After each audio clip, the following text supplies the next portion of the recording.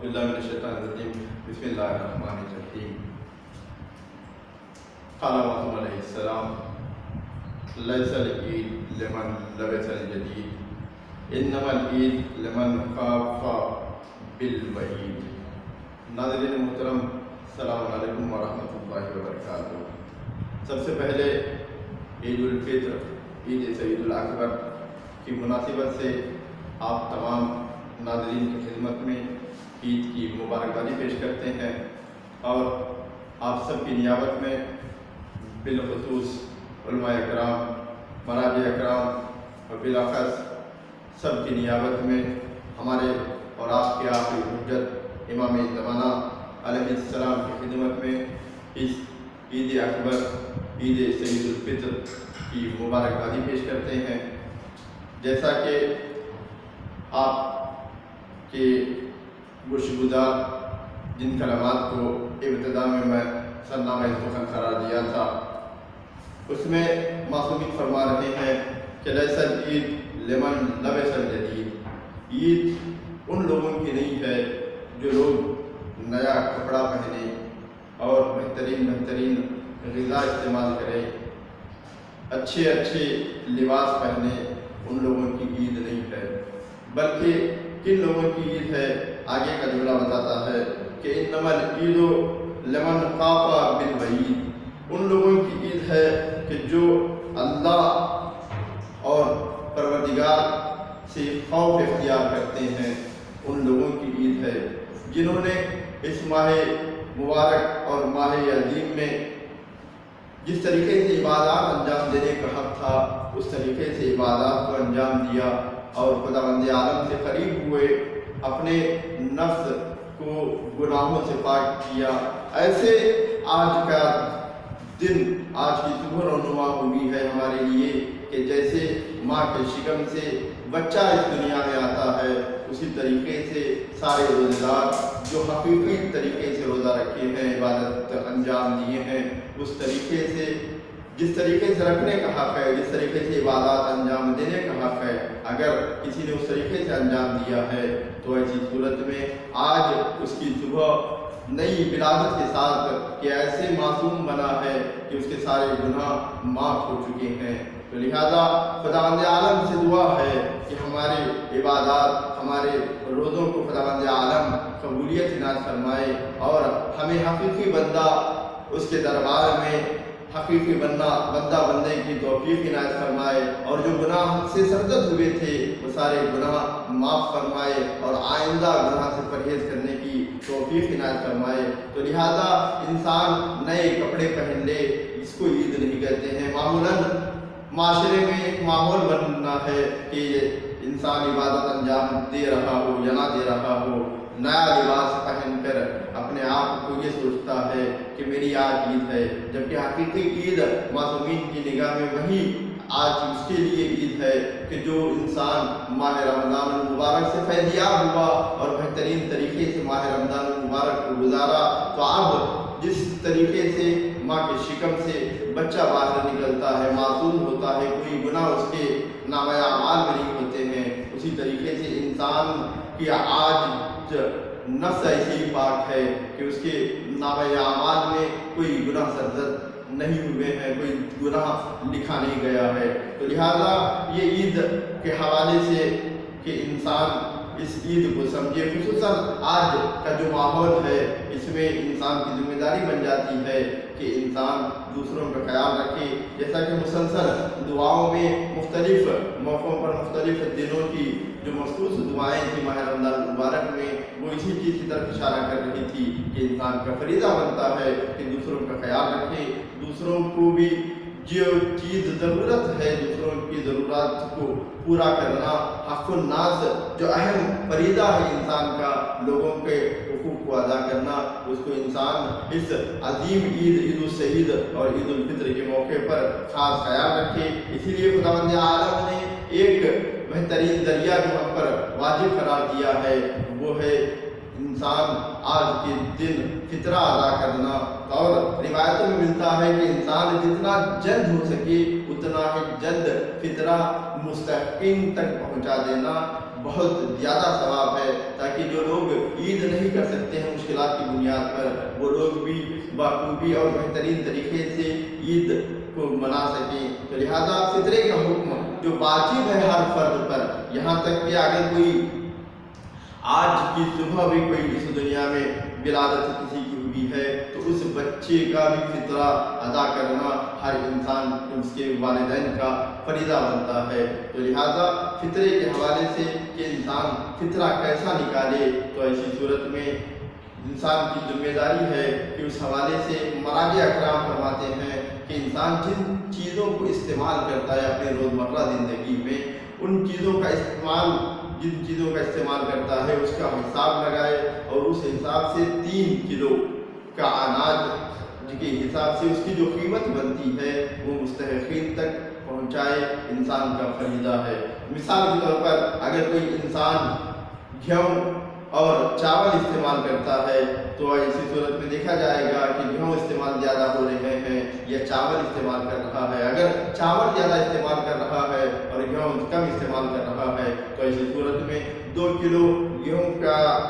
की कीमत को निकालेगा और 1 किलो, अगर इंसान चावल ज़्यादा इस्तेमाल कर रहा है तो ऐसी सूरत में 2 किलो चावल की कीमत को निकालेगा और 1 किलो गेहूँ की कीमत को निकालेगा। तो लिहाजा उस कीमत जितनी बनती है, अब इंसान जिस कीमत की चावल इस्तेमाल कर रहा है, अगर मिसाल के तौर पर 25 रुपये के किलो का इस्तेमाल कर रहा है तो 25 रुपये हिसाब करेगा। अगर इंसान 60 रुपये के हिसाब से कर रहा है तो 60 रुपये चावल के हिसाब से फितरा निकालेगा। तो बहरहाल इंसान अपने अपने एतबार से देखे कि जैसा कि जो खामनाई जो रहबर मुअज़्ज़म के जो वकील हैं हिंदुस्तान में, उन्होंने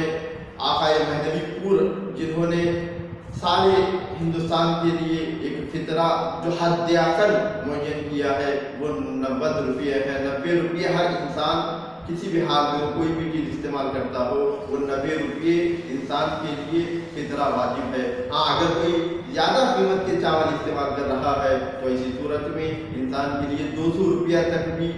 फितरा मुअय्यन किया गया है। लिहाजा आपको अपने अपने एतबार से इंसान देखे कि किसको इस्तेमाल कर रहा है। अगर कम कीमत के चावल इस्तेमाल कर रहा है तो ऐसी सूरत में 90 रुपया या 100 रुपया निकाले इंसान के लिए बेहतर है, जितना ज़्यादा निकाल सकता हो। और अगर बेहतरीन चावल इस्तेमाल कर रहा है, ज़्यादा कीमत के इंसान चावल इस्तेमाल कर रहा है तो वो हद अक़ल 200 रुपया हर फर्द का फितरा मुअय्यन किया जाता है। और इस एतबार से किसका फितरा किसको दिया जाए, तो ऐसे हालत में कि अगर कोई सैयद का फितरा किसी को दे सकते हैं, चाहे सैयद हो गैर सैयद हो, दोनों में किसी को दिया जा सकता है, कोई मुश्किल नहीं है शरई एतबार से। और अगर गैर सैयद का फितरा है तो ऐसी सूरत में सैयद को अता करना सही नहीं है। गैर सैयद का फितरा गैर सैयद ही को दिया जाएगा। अगर सैयद का फितरा है तो सैयद और गैर सैयद दोनों को अता किया जा सकता है, कोई मुश्किल नहीं है। लेकिन अगर गैर सैयद फितरा निकाल रहा है तो ऐसी सूरत में वो अपना फितरा सिर्फ गैर सैयद ही को देगा। अब मसला जो इस मरहले पर पहुंचता है कि बाद ऐसे भी हैं कि जिनके शौहर गैर सैयद हैं लेकिन जिनकी बीवियां सैयद हैं, तो ऐसी सूरत में अपनी बीवी का अगर कोई शौहर फितरा निकाल रहा है तो ऐसी सूरत में वो सैयद का फितरा है किसी को भी अता कर सकता है। अगर उसके बरखिलाफ है कि कोई शौहर सैयद है, उसकी ज़ौजा गैर सैयद है, अगर उसका फितरा निकाल रहा है इंसान तो ऐसी सूरत में गैर सैयद का फितरा गैर सैयद ही को देगा, सैयद को अता नहीं कर सकता है। निकालने वाला कौन है ये नहीं देखा जाएगा, बल्कि किसका फितरा निकाला जा रहा है ये मुहिम है इस्लाम में। तो लिहाजा ये चीज़ थी फितरे के हवाले से, तो आपके सामने जो मालूमात बयान हुए। अब चलिए जो अहम मसला जो मुहिम है कि इंसान इस ईद को नए लिबास पहनने के बाद हर इंसान की कोशिश रहती है कि इंसान ईद की नमाज को अदा करे। अब ईद की नमाज के हवाले से जैसा कि आप बखूबी जानते हैं कि माहौल ऐसे साजगार नहीं है, हालात ऐसे नहीं हैं कि सब लोग जिस तरीके से हर साल गुज़श्ता सालों की तरह हर साल इंसान बाजमात एक साथ होकर नमाज को अदा करता था, तो अब वो माहौल नहीं है, वो हालात नहीं है कोविड-19 की वजह से कि मुश्किल है कि एक साथ जमा नहीं हो सकते हैं। तो लिहाजा ये मुस्तहब नमाज है, इंसान फुरादा नमाज पढ़ सकता है। अब जब इंसान फुरादा नमाज पढ़ रहा है तो खुतबे की ज़रूरत नहीं है, बल्कि 2 रकात नमाज पढ़े इस नीयत से कि 2 रकात नमाज पढ़ता हूँ मैं ईद उल फित्र की कुर्बतन इलल्लाह की नीयत करे। उसके बाद नीयत करने के बाद सूरह अल-हम्द की तिलावत करे, सूरह अल-हम्द के बाद सूरह आला की तिलावत करे, फिर कुनूद को हाथ बुलंद करे। 5 कुनूद हैं, एक मरतबा कुनूद की दुआ पढ़ेगा, फिर उसके बाद अल्लाहु अकबर कहकर फिर दोबारा कुनूद की दुआ पढ़ेगा, फिर अल्लाहु अकबर कहकर फिर दोबारा कुनूद की दुआ पढ़ेगा। इस तरीके से 5 कुनूद हैं। 5 कुनूद मुकम्मल होने के बाद इंसान रुकू में जाएगा, फिर रुकू से सजदे में, फिर सजदे से सर उठाएगा, दोनों सजदे से सर उठाने के बाद इंसान फिर क़याम की हालत में खड़ा होगा, फिर अल-हम्द का सूरा, अल-हम्द के बाद एक मरतबा सूरह शम्स की तिलावत करेगा। सूरह शम्स के बाद फिर उसी तरीके से 4 कुनूद दूसरी रकात में है। पहली मरतबा कुनूद पढ़ा, फिर तकबीर कही अल्लाहु अकबर, फिर दोबारा कुनूद पढ़ेगा, फिर उसी तरीके से तकबीर कहेगा, यहाँ तक कि 4 कुनूद मुकम्मल करने के बाद रुकू में जाएगा, फिर उसके बाद सजदे में जाएगा, फिर तशहुद और सलाम के ज़रिए से नमाज को मुकम्मल करेगा। अब मसला ये है कि बाद लोगों को जो सूरह आला और सूरह शम्स और जो मखसूस दुआ है कुनूद की वो नहीं आती है, तो ऐसी सूरत में इंसान अपने मोबाइल वगैरह के ज़रिए से सूरों को और कुनूद को देखकर पढ़ सकता है, कोई मुश्किल नहीं है। हाँ, अगर देख कर भी नहीं पढ़ सकता है, कुछ लोग ऐसे भी हैं कि जिनको कुरान की तिलावत नहीं आती है, नहीं पढ़ पाते हैं सूरह वगैरह, तो ऐसी सूरत में उनका फरीज़ा है कि वो जो दुआ उनको याद है, पहली रकात में अल-हम्द के बाद सूरह आला के बजाय इन्ना अंज़लना का सूरा भी पढ़ सकते हैं, और दूसरी रकात में सूरह शम्स के बजाय कुल वल्लाह का सूरा भी पढ़ सकते हैं। और जहाँ तक बात रही कुनूद की दुआ की, कुनूद की दुआ में जो दुआ इंसान को याद है जो उस दुआ को पढ़ सकता है, कोई मुश्किल नहीं है। हर कुनूद में ही वही दुआ कि जैसे मिसाल के तौर पर रब्बना आतिना फिद दुनिया हसनतुन व फिल आखिरति हसनतुन व क़िना अज़ाबन नार कहकर फिर तकबीर कहे, फिर हाथों को झुकाए, फिर हाथों को बुलंद करे, फिर उसी को दुआ को दोहराए। अगर ये भी दुआ नहीं आ सकती है तो इंसान सलवात के ज़रिए से भी कुनूद को मुकम्मल कर सकता है, क्योंकि ये नमाज मुस्तहब नमाज है।